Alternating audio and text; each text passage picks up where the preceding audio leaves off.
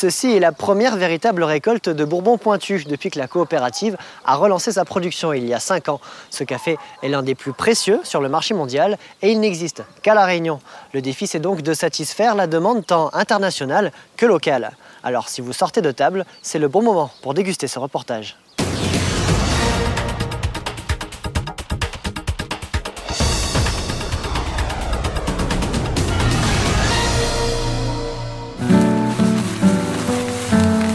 C'est dans la fraîcheur des Hauts de Saint-Leu, aux Plates, à 850 mètres d'altitude, que s'épanouissent les cerises rouge Bordeaux du fameux Bourbon Pointu.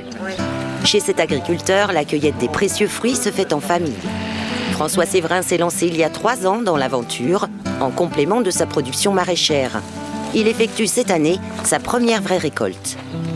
C'est un début de récolte. Là, je récolte pour la 3e fois. Donc c'est vraiment le début. Jusqu'à présent, il y a eu 25 kilos de cerises envoyées. Donc là, on verra aujourd'hui. Pour l'instant, c'est vraiment le tout début. Le café, j'en avais déjà quelques pieds chez moi et je voyais que ça se produisait bien.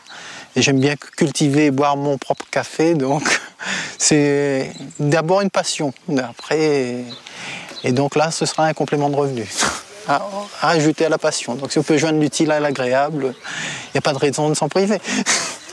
Les plus beaux fruits pourront lui rapporter jusqu'à 24 € le kilo s'ils répondent à la qualité grand cru de ce café, selon les critères fixés par les techniciens de la coopérative. Il faut savoir attendre que les grains soient à la bonne couleur, comme cela. Faut pas hésiter, qui est comme ça, à le laisser. Celui-là, tu peux quand le récolter dans 3 semaines.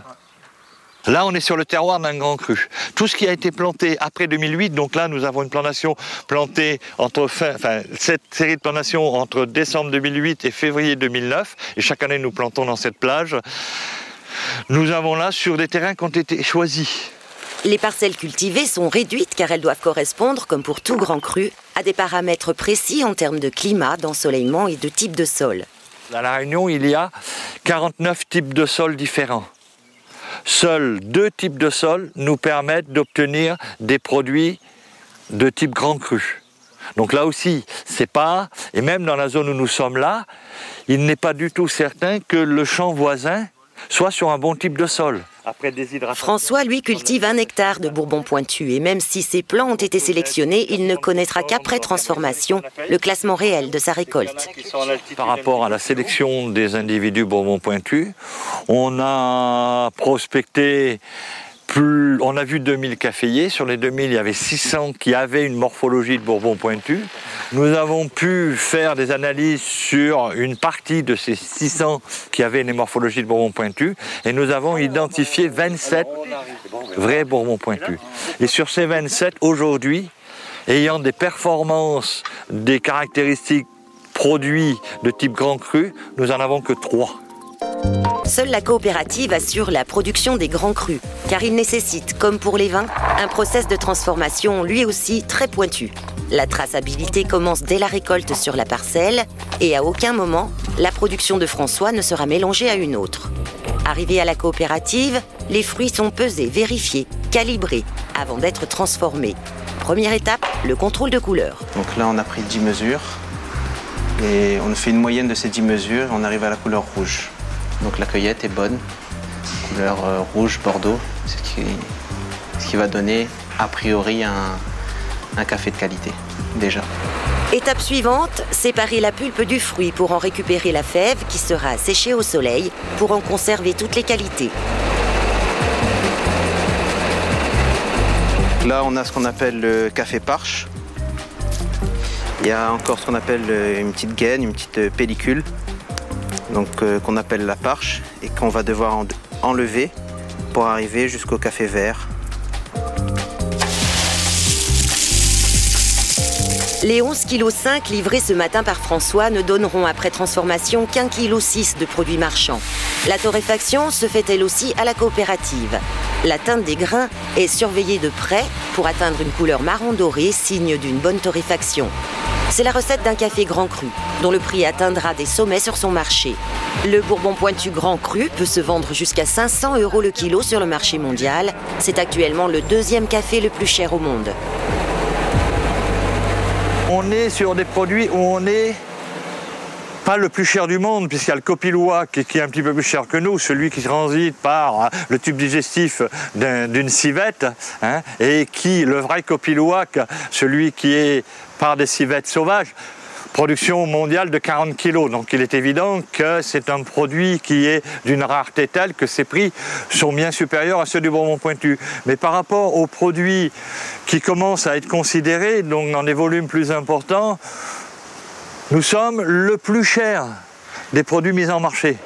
Avec une production de 2 tonnes cette année, la coopérative propose 3 crus classés. En dehors du grand cru, on trouve aussi le sublime et un 3e cru réservé aux pâtissiers et chocolatiers étoilés. Mais la production est encore insuffisante pour couvrir la demande à l'export. Sur la production faite, nous avons gardé la préférence d'abord la Réunion. Et j'en veux pour preuve que nous avons refusé toutes les commandes hors Réunion depuis le mois d'avril dernier. Et si je fais le cumul, on est à plus de 2 tonnes de commandes qui nous ont été passées, expédiées immédiatement, et nous avons dit désolé, nous n'en avons plus, pour pouvoir garder suffisamment de produits pour alimenter nos épiceries fines. Et nos épiceries fines ont encore aujourd'hui du produit, il n'y aura pas de rupture à La Réunion. Et ça représente, cette année, où le pourcentage est le plus faible, encore 70%. Donc tout ce qui est exportation, 30%, Réunion prioritaire, 70%. Après 5 ans de recherche et d'expérimentation, ils sont aujourd'hui 65 agriculteurs à assurer la production de Bourbon Pointu. Si la culture et la transformation sont aujourd'hui maîtrisées, la filière ne restera viable qu'à condition d'augmenter le volume de production.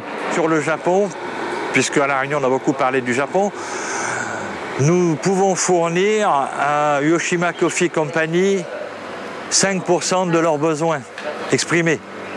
En France, sur notre torréfacteur qui sert les grandes tables, comme Thierry Marx, comme Anne Pic, comme Ducasse, nous fournissons 2% de ces besoins aujourd'hui. Donc il est évident qu'à un moment donné, si ça devait durer trop longtemps, ce ne serait pas possible. Si on montait à 20-25%, ça serait déjà mieux. Côté qualité gustative, le Bourbon Pointu, qui tire son nom de la forme pointue du sommet de son arbre, n'a plus à faire ses preuves sur le marché international. Premier pari réussi donc. Reste à trouver d'autres parcelles cultivables pour ce grand cru. La récolte en cours est en effet déjà commandée depuis 1 an. Comme c'est une culture qui est un peu disparue, donc la remettre en place, c'est valorisant.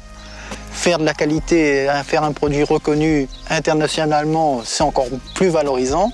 Et savoir que nous, on arrive à faire sur la récolte presque entièrement du grand cru, donc c'est encore très valorisant. Donc on regarde attentivement le bilan à la fin de l'année pour voir combien de pourcentage de grand cru on a pu faire. Donc faire de la récolte pour faire de la récolte, c'est pas intéressant.